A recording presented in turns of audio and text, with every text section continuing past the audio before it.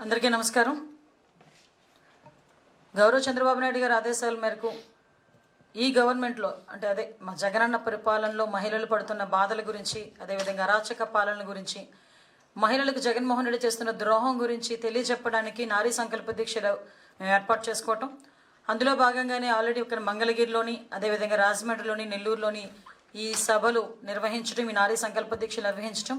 అదేవిధంగా నిన్న కూడా ఇక్కడ మా పార్టీ ఆఫీస్లోనే మంగళగిరిలోనే ఉమెన్స్ డేకి సంబంధించి ఒక చర్చా వేదిక ఏర్పాటు చేసుకోవడం కూడా జరిగింది. అయితే ఎన్ని చేసుకున్నా ఏం చేసుకున్నా ఏముంటుంది చరిత్ర అన్నట్టు ఎన్ని రకాలుగా మాట్లాడుకున్నా, మీరు ఇన్ని తప్పులు చేస్తున్నారని చూపిస్తున్నా, ఇన్ని అరాచక పాలనలు చేస్తున్నారని చూపించినా, మహిళలకి ఇంత ద్రోహం తలబెడుతున్నారు అని మేము తెలియచెప్పుతున్నా, విత్ ప్రూఫ్స్తో తెలియచెప్తున్నా కూడా ఎక్కడ కూడా చలనం లేకుండా మేం చేస్తున్నదే కరెక్టు అన్నట్టుగా వాళ్ళ తాలూకా ఊకదంపుడు ప్రసంగాలు, వాళ్ళ తాలూకా మాటలు, వాళ్ళ తాలూకా చేష్టలు నిన్నంతా చూసాం. నిన్న మొన్న వాళ్ళ ఉమెన్స్ డే సెలబ్రేషన్స్ సందర్భంగా వాళ్ళ మహిళా మనులు కానీ, వాళ్ళ తాలూకా ఎమ్మెల్యేస్ కానీ ఎంత రకాలుగా మాట్లాడారో మనందరం చూసుకున్నాం. అంటే మేమేమంటామంటే మహిళలకి గౌరవించడం చేత కాదు జగన్మోహన్ రెడ్డికే అనుకున్నాం, కానీ జగన్మోహన్ రెడ్డి తాలూకా భజన బృందానికే కాదు, అందులో ఉన్న మహిళలకి కూడా, సాటి మహిళల్ని గౌరవించడం చేత కాదన్న సంగతి కూడా నిన్న మీటింగ్లో మాత్రం మాకు బాగా అర్థమైంది. ఇంకొకటి ఏంటంటే జగన్కే సంస్కారం లేదు అనుకున్నాం, కానీ అంటే ఆయన పుట్టుక అంటే దయచేసి క్షమించండి, ఆయన నేపథ్యం అలాంటిది కాబట్టి ఆయన మనుషుల్ని గౌరవించడు అన్న సంగతి అయితే అందరికీ తెలుసు. కానీ ఎప్పటి నుంచో రాజకీయాలు చేస్తున్న వీళ్ళు కూడా అంతే సంస్కారహీనంగా మాట్లాడుతూ ఉంటే యథా రాజా తదా ప్రజ అన్నట్టుగా నిన్న మీటింగ్స్, మొన్న రీసెంట్గా జరిగిన ఉమెన్స్ డే సెలబ్రేషన్స్లోని మహిళల్ని కించపరిచే విధంగా మాట్లాడుకోవటాలు చూస్తూ ఉంటే వీళ్ళ తాలూకా వీరత్వం, ధీరత్వం ఎంతవరకు ఉన్నాయో అన్నది మాకు అర్థమవుతుంది. మేమేమంటామంటే మొన్న నెల్లూరు సంకల్ప దీక్షకి నేను ఇల్లు వచ్చిన తర్వాత ద గ్రేట్ లీడర్ 4 సార్లు ఎమ్మెల్యే, అందులోని 3 సార్లు టీడీపీ తరపున ఎమ్మెల్యే. టీడీపీ భిక్ష పెడితే మళ్ళా నేను స్ట్రెస్ చేస్తున్నా. ఎందుకనంటే వాళ్ళ నాన్నగారు చనిపోయిన తర్వాత, మినిస్టర్గా చనిపోయిన తర్వాత కాంగ్రెస్లో సీట్ ఇవ్వము పొమ్మంటే ఇదే మా సోమిరెడ్డి చంద్రమోహన్ రెడ్డి గారు, చంద్రబాబు నాయుడు గారు అందరూ కలిపి టికెట్ ఇచ్చి గెలిపించుకొని రాజకీయ భిక్ష పెట్టి ఆ రాజకీయ పునాదుల మీద నుంచొని ఈరోజు కన్న తల్లి రొమ్ము గుద్దే విధంగా చంద్రబాబు నాయుడు గారు చావు గురించి ఆలోచించడమే కాకుండా మహిళల గురించి అతి నీచంగా మాట్లాడే ఒక ప్రబుద్ధుడు, వీరుడు, ధీరుడు గురించి ఇప్పుడు మాట్లాడుకోవాలి. ఎందుకంటే కొంతమంది గాలి బతుకులు ఉంటాయి, ఆ గాలి బతుకులు ఇలాగే పనిచేస్తూ ఉంటాయి. ఇలాంటి వాళ్ళ గురించి ఎక్కువగా ఆలోచించుకోవాల్సిన అవసరం కూడా లేదు. కాకపోతే ఒక మహిళ గురించి మాట్లాడేటప్పుడు ఒళ్ళు దగ్గర పెట్టుకొని మాట్లాడాలన్న సంగతి కూడా ప్రతి ఒక్కడికి కూడా గుర్తు పెట్టుకోవాలి, గుర్తు చేయాలనే ఉద్దేశంతోనే మేము ఇప్పుడు ఇలా మాట్లాడడం జరుగుతుంది. ఈ వీరుడు ధీరుడు, షోకాల్డ్ వీరుడు ధీరుడు క్యారెక్టర్ అసోసియేషన్స్ గురించి, వాటి గురించి మాట్లాడుతున్నారు. వీళ్ళు ఎలాంటి వాళ్ళంటే ధర్మ పోరాటం చేయడం చేతకాక, చెయ్యలేక, చేవలేక, ఏ రకంగా వాళ్ళని ఎదుర్కోవాలో తెలియక, రాజకీయంగా విమర్శలు చేసేటప్పుడు మళ్ళీ తిరిగి రాజకీయంగానే విమర్శలు చేయాలని తెలియక ఒక రకమైన సైకిక్ మెంటాలిటీ ఉంటుంది. దాన్ని ఏమంటారంటే వాళ్ళకి ఏంటంటే గుర్తింపు తెచ్చుకోవాలి, ఐడెంటిటీ క్రైసిస్ అంటారు. అలాంటి న్యూన్యతాభావం ఉన్న వాళ్ళు చాలామంది ఉంటారు. అలాంటి వాళ్ళు ఏం చేస్తుంటారంటే ఆడవాళ్ళ మీదకి వెళ్తుంటారు. అది ఇంట్లో ఆడవాళ్ళ మీద గురించి కానీ, బయట ఆడవాళ్ళ మీద గురించి కానీ మాట్లాడేస్తారు. వాళ్ళకి తర భేదమే ఉండదు ఇంట్లో ఆడవాళ్ళ గురించి. ఇన్ కేస్ వాళ్ళ అమ్మగారు తిట్టారనుకోండి, వాళ్ళ అమ్మగారి గురించి కూడా క్యారెక్టర్ అసోసియేషన్ చేస్తారు. ఇంట్లో భార్యతో అభిప్రాయ భేదం వచ్చిందనుకోండి, భార్య గురించి కూడా క్యారెక్టర్ అసోసియేషన్ చేస్తారు. అలాంటి ప్రబుద్ధులు ఈరోజు రాజకీయాల్లో ఉండి, దుర్మార్గులు ఈరోజు రాజకీయాల్లో ఉండి రాజకీయాలు చేయటం. వీళ్ళు మహిళల్ని చూసే కోణం ఏంటండి? మహిళల్ని ఏ కోణంలో ఆలోచిస్తున్నారు వీళ్ళు? గంట అంటాడు ఒకడు, అరగంట అంటాడు ఒకడు, ఇంకోటేదో మాట్లాడతాడు ఒకడు, ఒకడేమో నువ్వేమో సింగారించుకున్నావు అంటాడు ఒకడు. అంటే మహిళల్ని వీళ్ళు చూసే కోణం ఏ రకంగా ఉన్నదో ఈ మధ్యకాలంలో వీళ్ళ మాటల వల్ల అర్థమవుతుంది. ఒకడేమో క్యాసినో పెడతాడు, ఒకడేమో నీ అమ్మ మొగుడు అంటాడు. అంటే వీళ్ళ తాలూకా మాటల తీరులో కానీ, వీళ్ళు చూసే చూపు కానీ, మహిళల్ని చూసే విధానం చూస్తూ ఉంటే అసలు వీళ్ళకి మనుషులుగా బతికే అర్హత ఉందా? ఒక తల్లి కడుపున పుట్టే అర్హత ఉందా అని నేను అడుగుతున్నా. ఒక మహిళ గురించి మాట్లాడేటప్పుడు నా కొడగా చెప్తున్నాను నీకు, ఎవడైతే మాట్లాడుతున్నాడో ఆడికే చెప్తున్నా, నువ్వు ఒక తల్లికి పుట్టావన్న సంగతి మర్చిపోకు. నీ తల్లి క్యారెక్టర్ ఏంటో నాది అదే క్యారెక్టర్, నీ భార్య క్యారెక్టర్ ఏంటో నాది అదే క్యారెక్టర్. ఈరోజు మాట్లాడు నా క్యారెక్టర్ గురించో, నా క్యారెక్టర్ గురించి మాట్లాడిన ప్రతిసారి నేను ఇదే మాట్లాడతా. నీ వల్ల నీ తల్లి, నీ భార్య, నీ ఇంట్లో నీ కూతురు కూడా నిద్రలేని రాత్రులు గడపాల్సిన పరిస్థితి వస్తుందేమో ఆలోచించుకో. నేను ఒకటే కోరుతున్నా, ఆ మహాతల్లిని కూడా, ఆ అమ్మని, ఆ భార్యని కూడా కోరుతున్నా, ఒక్కసారి నా గురించి ఏం మాట్లాడారో మీ భర్త, అమ్మ నీ కొడుకు ఏం మాట్లాడాడో ఒక్కసారి టేప్ ఆన్ చేసుకొని వినండి. ఇదేనా పెంపకం? శ్రీనివాసులు రెడ్డి గారికి ఎంత మంచి పేరండి. నేను అంటాను, ఏం కడుపును చెడపుట్టావయ్యా నువ్వు అని. సంస్కారం ఒట్టొస్తుందేమో. ఈరోజు ఒకటే మాట్లాడుతున్నా జగన్మోహన్ రెడ్డిని, మహిళా దినోత్సవం చేసావు, సిగ్గులేదు?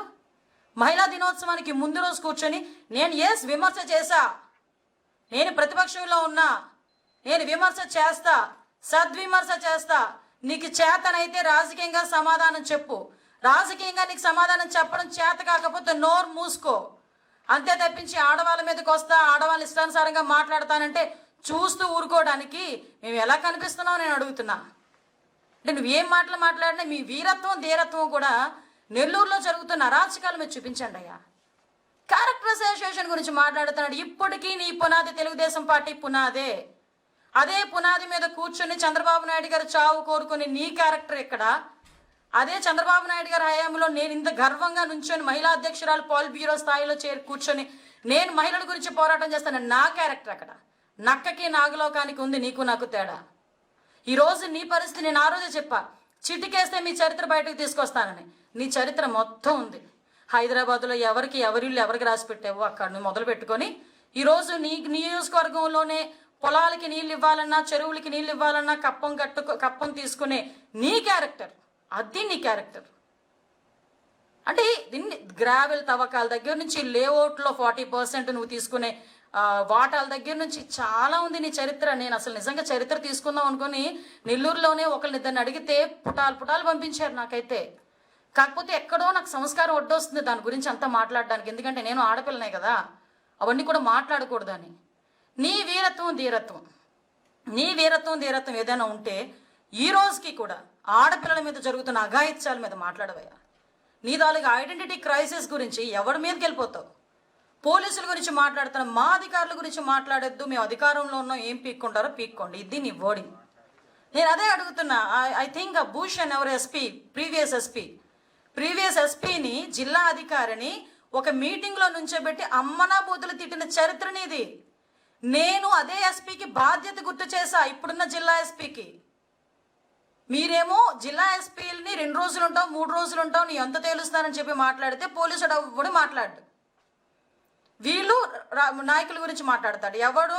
అది కూడా దేనికి? ఒక అట్రాసిటీ కేసు అంట. నేను అది వీడియో కూడా చూసా. ఒక మహిళా ఎమ్మెల్యేల మీద, మహిళల మీద నీచంగా మాట్లాడితే అట్రాసిటీ కేసు పెట్టాలి అని ఆ రోజు ఎస్పీకి నువ్వు రికమెండ్ చేసావు. మరి ఈ రోజు ఎస్పీ సుమోటోగా తీసుకొని అట్రాసిటీ కేసు పెట్టాలేమో కదా నా గురించి మాట్లాడితే. మరి నేను దళిత మహిళనే కదా. అఫ్కోర్స్ నీ కులాహంకారంతో నువ్వేదైనా మాట్లాడచ్చా? అంటే నేను ఇక్కడ ఎందుకు మాట్లాడుతున్నానంటే ఇంత పర్టికులర్గా ఇప్పటికే జగన్మోహన్ రెడ్డి తాలూకా ఖ్యాతి, మహిళల మీద చేస్తున్న ద్రోహం ఖండాంతరాలు దాటుతుంది.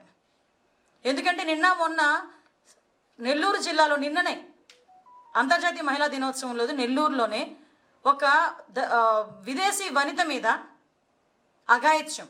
ఆ అమ్మాయి పరిగెట్టి పారిపోయి బయటకు వచ్చి తప్పించుకొని వచ్చి అత్యాచారతను చేయబోతే పరిగెట్టు వచ్చి పోలీస్ స్టేషన్లో రిపోర్ట్ ఇచ్చింది. అంటే మన ఖ్యాతి ఖండాంతరాలు దాడుతుందబ్బా మహిళలకు చేస్తున్న ద్రోహం గురించి. దాని గురించి మాట్లాడు. నువ్వు వీరుడు అయితే ధీరుడు అయితే. నిన్న అయిన తర్వాత మొన్న నెల్లూరులో హైవే పక్కన ఒక ఆడబిడ్డని సజీవ దహనం చేశారు. దాని గురించి మాట్లాడండి వీరులు ధీరులు. చిత్తూరు ఆఖరికి దుశ్శాసన పర్వం కొనసాగుతూ ఉంటే దాని గురించి మాట్లాడరే? నిన్న దాని గురించి కూడా ఆ రోజు మాట్లాడినా కదా నేను. ఆ రోజు ఏం మాట్లాడాం? ఆ రోజు ఒక గ్రావెల్ రోడ్ వేస్తున్నప్పుడు అక్కడ జరుగుతున్న అన్యాయం గురించి ఒక ఆడబిడ్డ ప్రశ్నిస్తే ఆడబిడ్డ మీద ఒంటి మీద వస్త్రం కూడా ఒలుచుకుపోయేటట్టుగా పోలీసులు తీసుకెళ్ళిపోతున్నారే, దానికి ఆ ఎస్పీ సార్ చెప్పిన సమాధానం ఏంటి? మీ ఒంటి మీద బట్టలు ఎలా ఉన్నాయో లేదు చూసుకోవాల్సిన అవసరం లేదా? ఆవిడేదో పెద్ద మిలిటెంటా, లేకపోతే ఏమైనా బాంబులు ఏమైనా పెట్టుకుని మానవ బాంబు ఏమైనా ఇమీడియట్గా తీసుకెళ్ళి లోపల పడేయకపోతే ఏదైనా అనర్థాలు జరుగుతాయని చెప్పుకోవడానికి? ఆవిడ ఒక మహిళ తన గోడు వెలపించుకొని తన నిరసన వ్యక్తం చేస్తే ఆవిడని తీసుకెళ్ళి ఒంటి మీద గుడ్డలు కూడా ఉన్నాయో లేదో చూసుకోకుండా ఒక ఆడకూతురబ్బా. అదే మీ ఇంట్లో వాళ్ళకి జరిగితే ఊరుకుంటారా నన్ను అన్నందుకు అంతమంది పోలీసులు బయటకు వచ్చి మాట్లాడుతున్నారే. మరి ఈరోజు ఆ అమ్మాయి పక్షాన్ని ఎవరు నుంచొని మాట్లాడతారు నేను అడుగుతున్నాను. ఈరోజు అది మాట్లాడితే మా క్యారెక్టర్ల గురించి మాట్లాడతారా? ఆడబిడ్డల మీద అఘాయిత్యాలు జరుగుతుంటే ఆపడం చేత కాదు. ఆడబిడ్డలు మానసిక సంఘర్షణ గురవుతున్నప్పుడు ఆపడం చేత కాదు. ఆడబిడ్డలు తాలిబొట్లు నీవు చెప్పిన మద్యపానం నిషేధం అని ఓటకపు మాటలు చెప్పి నువ్వు ఓట్లు వేయించుకున్న పాపానికి ఈ రోజుకి కూడా కల్తీ మద్యం తాగి తాలిబొట్లు తెగపోతుంటే దాన్ని మాట్లాడడం చేత కాదు. మానసిక సంఘర్షణ పడుతున్నారు ఒక్కొక్కరు కూడా ఈరోజు మహిళలు. ఏ ఒక్క మహిళ కూడా ఆనందంగా లేదు. వాళ్ళందరికీ సమాధానం చెప్పడం చేత కాక కొడకల్లారా వచ్చి ఆడవాళ్ళ క్యారెక్టరైజేషన్ చేస్తారా ఒక్కొక్కడు? దీని గురించి మహిళా ఎమ్మెల్యేలు ఏం మాట్లాడతారండి బయటకు వచ్చి? అసలు నాకు నిన్న ఉమెన్స్ డే సెలబ్రేషన్స్ లేవు. వీళ్ళ తాలూకా లోపల ఒక న్యూన్యత భావం పనిచేస్తుంది. ఎక్కడ చంద్రబాబు నాయుడు గారు అధికారంలోకి వచ్చేస్తారో, ఎక్కడ ఈ వ్యతిరేకత అంతా కలిపి కొట్టుకొని ఎక్కడ మా గవర్నమెంట్ కూలిపోతాదో చంద్రబాబు నాయుడు గారిని లోకేష్ గారిని టార్గెట్ చేయటం. మహిళా దినోత్సవం రోజు నువ్వు మహిళలకు ఏం చేసావు, ఏం చేయబోతున్నావు, ఇంకా ఏం చేయాలనుకుంటున్నావు చెప్పు. నీ దమ్ముంటే అవి చెప్పుకోవడానికి చేసుకోవడానికి చేతకాక జబర్దస్త్ లాంటి డైలాగుల్ని, ప్రాస్తో కూర్చున్న డైలాగుల్ని తీసుకొని వచ్చుకొని అచ్చెన్నాయుడు గారి మీద, చంద్రబాబు నాయుడు గారి మీద, లోకేష్ గారి మీద పంచులేసుకొని సైకో ఆనందాన్ని మీ సీఎంకి ఇస్తూ మీరు కూడా సైకో ఆనందం పొందుతూ చప్పట్లు కొట్టించుకోవడం. దానికేమో బలా అని చెప్పి ఆయనేమో ముసిమిసి నవ్వులు నవ్వుకోవటం. సిగ్గు అనిపించట్లే? నువ్వు ఇంకా స్టేజ్ మీద కూర్చొనే ఉంటావు. అక్కడ నెల్లూరులో ఒక విదేశీ వనిత మీద అత్యాచార యత్నం జరిగింది. నువ్వు ప్రోగ్రామ్ కమెంట్స్ చేసే ఉంటావు. అక్కడ నెల్లూరులో ఒక యువత చనిపోయింది.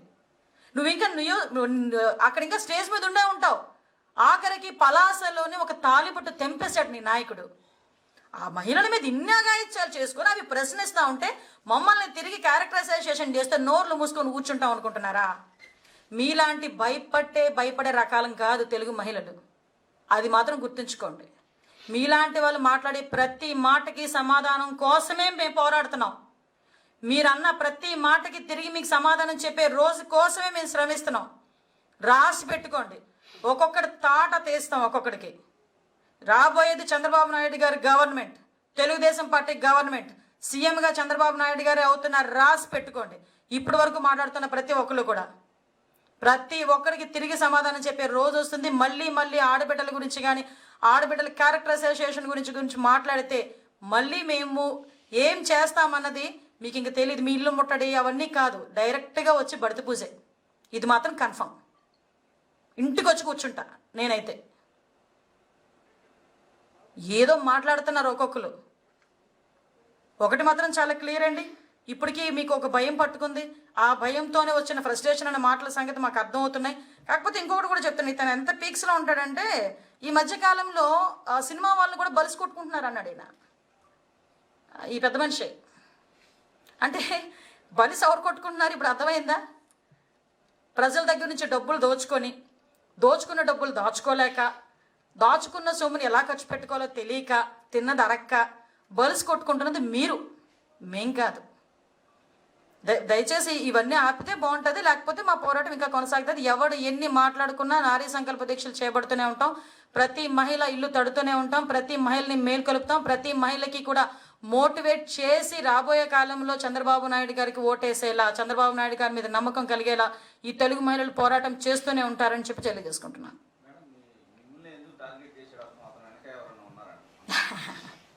అతనికి చెప్పాను కదండి, ఒక ఐడెంటిటీ క్రైసిస్ ఒకటి ఉంది. బేసికల్గా నేను ఆయన ఏం అనలే, అది కూడా చెప్పాలి మీడియాలో. నేను ఆ రోజు మాట్లాడింది కొంతమంది ఎమ్మెల్యేల గురించి. ఆ ఎమ్మెల్యేలు ఈ ఎమ్మెల్యే ఉండడం సంగతి కూడా నాకు తెలియదు అసలు. నేను ఆయన గురించి ఏం మాట్లాడలే. ఆయనకు ఒక ఐడెంటిటీ క్రైసిస్ చాలా ఎక్కువ. దాని మీద ఆయన బయటకు వచ్చి ఏదో నన్ను మాట్లాడడం జరిగింది. అఫ్కోర్స్ నేను ఒకటే ఇందాక చెప్పాను కదా, వాళ్ళ ఇంట్లో వాళ్ళ అక్క చెల్లెళ్ళు ఎలా సంగారించుకుంటారో నేను అలాగే సంగారించుకుంటున్నా. వాళ్ళది ఏం క్యారెక్టర్, నాది అదే క్యారెక్టర్. దాన్ని బట్టి అర్థం చేసుకోవాలి. ఆయన నాకు వెనకాతలు ఎవరు ఉన్నారని నేనైతే అనుకోవట్లేదు. మహిళలు చాలా మంది మాట్లాడారు, తెలుగుదేశం పార్టీని విమర్శిస్తున్నారు. రోజా కూడా అదే సందర్భంలో చంద్రబాబును అచ్చెన్నాయుడిని ఉద్దేశించి తల కింద తపస్సు చేసినా కూడా 160 సీట్లు రావు అని చెప్తూ ఎట్లా అంటే వాళ్ళకి ఒక ఫ్రస్ట్రేషన్ లెవెల్ నడుస్తుందండి వాళ్ళకి. అందుకే మీరు అబ్జర్వ్ చేసుకుంటే ఏదైనా ఒక అఫీషియల్ మీటింగ్ టైంలో వచ్చే పథకాల గురించో లేక సంక్షేమం గురించో ఎవరైనా మాట్లాడతాడు. వీళ్ళు మైక్ పట్టుకోవడం చంద్రబాబు నాయుడు గారి గురించి, లోకేష్ గారి గురించి, అయితే అచ్చెన్నాయుడు గారి గురించి మాట్లాడడం అనేది వీళ్ళకి ఒక పరిపాటు అయిపోయింది. అయితే నేనేమంటానంటే ఇవన్నీ కాదు, కానీ మా అయ్యన్న పాత్రుడు గారు ఒక సవాల్ విసిరారు. మీది ఉంది కదా మీ కేర్ ఆఫ్ అడ్రస్ అనే మీ పత్రిక, అందులోనే మీ కరపత్రిక లాంటి మీ పత్రికలోనే కూర్చుంటాను, నేను వస్తా. మా ఆయన పత్రిక గారు చెప్పారు కాబట్టి మీరు రండి. మహిళా సంక్షేమం గురించి మీరేం చేశారో మేమేం చేశామో, ఇంకా మీరేం ఏ రకంగా చర్చకి రమ్మన్నా నేనైతే సిద్ధంగా ఉన్నా. వాళ్ళు సిద్ధంగా ఉన్నారో లేదో కనుక్కోవాల్సిన బాధ్యత కూడా వాళ్ళకే వదిలేస్తున్నా. అంతే తప్పించి తల కింద తపస్సు చేసిన ఎవడు చెప్పాడబ్బా ఎప్పుడు ఎప్పుడు ఎలా ఉంటుందో. ఈరోజు బయటికి నాకు ఒకటే అర్థం కానిది ఏంటంటే, వీళ్ళు కాన్ఫిడెన్స్ లెవెల్ ఇది ఓవర్ కాన్ఫిడెన్స్ కూడా కాదు, ఒక రకమైన ఇన్ఫీరియారిటీ కాంప్లెక్స్తో మాట్లాడుతున్న మాటలు ఇవన్నీ. మీ సీఎంని అమరావతిల మీదుగా పరదాలు లేకుండా పోలీసులు లేకుండా వెళ్ళమనండి అమ్మా. 160 సీట్ల గురించో తల కింద తపస్సు చేస్తారు, గవర్నమెంట్ వచ్చే దాని గురించో మాట్లాడచ్చు. బయటికి వచ్చాడంటే పోలీసుల పహారా లేకుండా పరదాలు లేకుండా రాలేని సీఎం మళ్ళా వచ్చే గవర్నమెంట్ గురించి ఆలోచిస్తున్నాడంటే అర్థం అవట్లేదు వీళ్ళ తలకి ఇన్ఫీరియారిటీ కాంప్లెక్స్ ఎలా ఉందో, వీళ్ళ భయం ఎలా పట్టుకుందో. ఆ భయంలోంచి వచ్చిన మాటలే తప్పించి అంతకుమించి పెద్ద మాటలు ఏం కాదు. నేను రెడీ, ఎక్కడికి రమ్మన్నా నేనే వస్తా, వాళ్ళ మీడియాలో కూడా రమ్మన్నా నేను వస్తా. ఆ ధైర్యం అయితే నాకుంది. రమ్మనండి, సవాలు చెప్తున్నా. అవునే రమ్మనండి. ఆవిడకి కొంచెం జబర్దస్త్ ప్రాస ఎక్కువ కదా, మరి ఆ ప్రాస కూడా నేను కూడా చూడాలి కదా, ఆ ప్రాస ఏంటో. ఆవిడే రమ్మంటున్నా నేను, ఎందుకంటే అచ్చెన్నాయుడు గారి మీద సవాల్ ఇసిరింది కదా ఆవిడ, ఆ మాత్రం ఉంటుంది కదా. ఇప్పుడు విషయం ఏంటంటే, నగర్లోనే పోటీ చేయమనండి, నగర్లోనే పోటీ చేయమనండి. అక్కడ ఎక్కడ అక్కర్లేదు. ఎవరు అచ్చెన్నాయుడు గారు రిజైన్ చేయక్కర్లేదు. ఈ డిజైన్ వచ్చే ఎన్నికల్లోనే, అది 23కి వస్తాయా 24కి వస్తాయా ఆవిడ మాట అది. నగర్లోనే పోటీ చేయమనండి, గెలుస్తుందో లేదో చూద్దాం. మాటలు అనేటప్పుడు మనం ప్రజల చేత ఎన్నుకోబడ్డామన్న ఒక సెన్స్ పనిచేయాలి. అంతే తప్పించి నోటికి వచ్చినట్టు ఇష్టానుసారంగా మాట్లాడితే ప్రజలు హర్షించరు.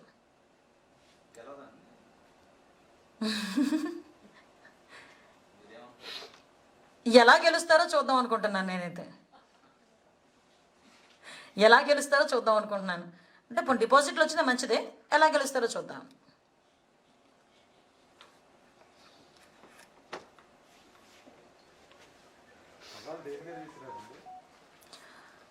చర్చకి గురించి అమ్మా, మహిళా సంక్షేమం గురించే మాట్లాడుకుందాం. ఆవిడ మహిళ, నేనే మహిళ కదా. మహిళా సంక్షేమం గురించి, మహిళల మీద జరుగుతున్న అఘాయిత్యాల గురించి, మహిళల మీద జరుగుతున్న అరాచకాల గురించి. నేను మహిళా ద్రోహి అంట, ఆవిడ మహిళా పక్షపాతి అంటది. ఆ మహిళా పక్షపాతి అని ఆవిడ, మహిళా ద్రోహి అని నేను, మీ ఇద్దరం చర్చకు కూర్చుంటాం. ఆవిడ ఎక్కడికి రమ్మన్నా, ఏ మీడియాలోకి రమ్మన్నా నేను వస్తా. ఆవిడ రమ్మనండి, చాలా క్లారిటీగా చెప్పా.